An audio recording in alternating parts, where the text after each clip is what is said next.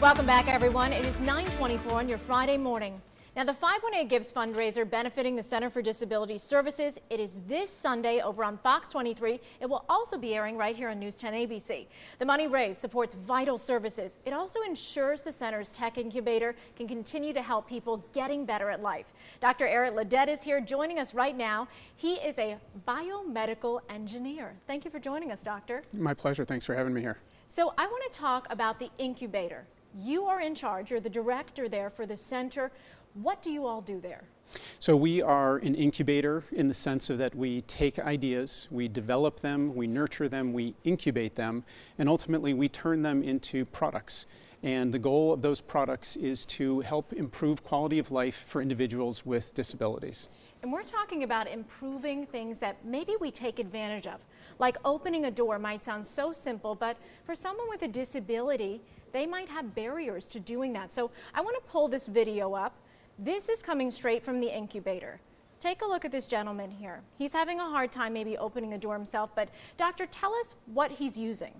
So what we did is we have realized that there are many doors that are not handicap accessible in the community. Sure. And if someone in a wheelchair or more often now elderly individuals on a scooter, if they come up to a door that's not handicap accessible, standard best practices are to wait until somebody comes along to help you through. That's not acceptable. No. So we're working on a system that can easily be deployed from a wheelchair to help open up a door that's not handicap accessible. And you're creating new objects for the mechanics of opening that door. What does that look like when you're creating something? You know, it's a very complex process, right? And, sure. and a lot of people take totally for granted we walk through doors all day, Right. every day, many times. But if you break it down, there's several steps, several processes that we do there, and every single one of those, we sort of have to take a step back, no pun intended, and develop a system, in this case a mechanical system, for addressing that. And that might be grasping a knob, turning a knob, unlatching the door, pushing the door open enough so you can get past it, then holding it open so it doesn't close on you. Every single one of those steps we need to create a solution for, and then we're looking at creating solutions that are very practical, viable, lightweight, inexpensive, all these other things so that they can actually be deployed in the real world. And not only are you giving them the opportunity to do things themselves, you're really giving people their dignity as well. They should be able to do all of these functions. You brought an example for us. I can see it here on the table. Yes. What do these objects do? So there are literally in the United States millions of people every day who rely on caregivers for help with activities of daily living, including feeding, bathing, toileting, and oral hygiene, teeth brushing. Right. If you look at all the products that are on the market today, whether it's a manual toothbrush or a powered toothbrush, there's never been a toothbrush that's been designed for one person to brush somebody else's teeth. A very obvious problem, but yet it's never been addressed before. Wow. So we took on this problem and we've developed a toothbrush, if you will.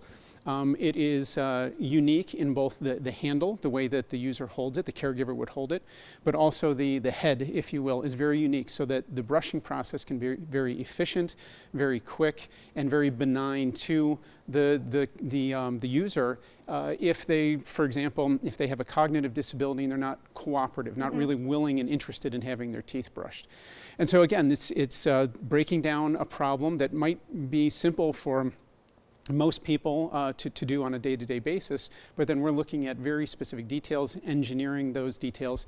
Ultimately, this is going into a clinical trial that we're about to start to make sure that it's safe and effective. And these inventions, they can really change lives.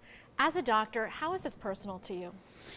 You know, the goal with this is that the genesis of these inventions, of these products, is local here, but the impact is global. And for me personally, I'm a biomedical engineer. I became a biomedical engineer so that I could develop products and that I could develop products that would actually help people.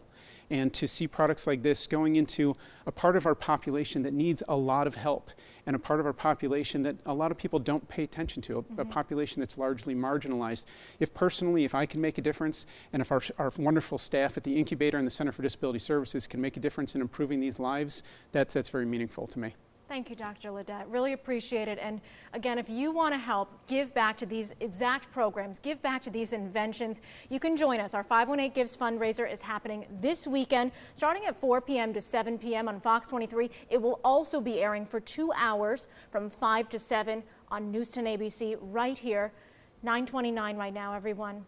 Incredible hearing those stories. We're going to be right back to get one last look at that forecast with meteorologist Jill Swed coming up.